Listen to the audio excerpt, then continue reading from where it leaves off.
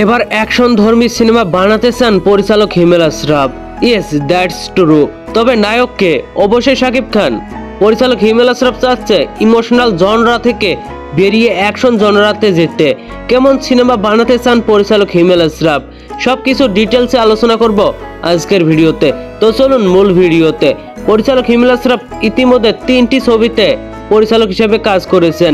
3টা গল্পে শেষ দৃশ্য ইমোশনাল ভাবে শেষ হয়েছে। জনরাটা আলাদা টাইপের। শাকিব খানের সঙ্গে 2টা ছবি করেছে সে। প্রিয়তমা ছিল ইন্ডাস্ট্রি হিট, এখন রানিং সাকসেসফুলি চলছে রাজকুমার।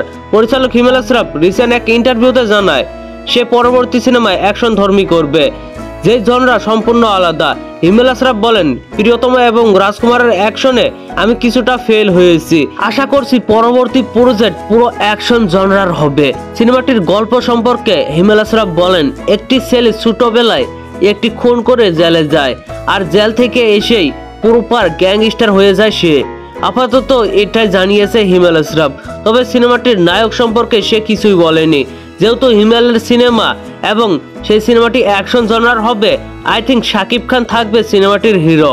পরিচালক হিমেল আশরাফ বর্তমানে বিরতি নেওয়ার সিদ্ধান্ত নিয়েছেন। হয়তোবা 2026-এর ঈদে বড়ভাবে কামব্যাক করবে বর্তমান সময়ের এই আলোচিত পরিচালক। আমরা আশা করব পরিচালক হিমেল আশরাফ নতুন ভাবে আসবে, শাকিব ভাইয়াকে নিয়ে নতুন পরিকল্পনা করবে।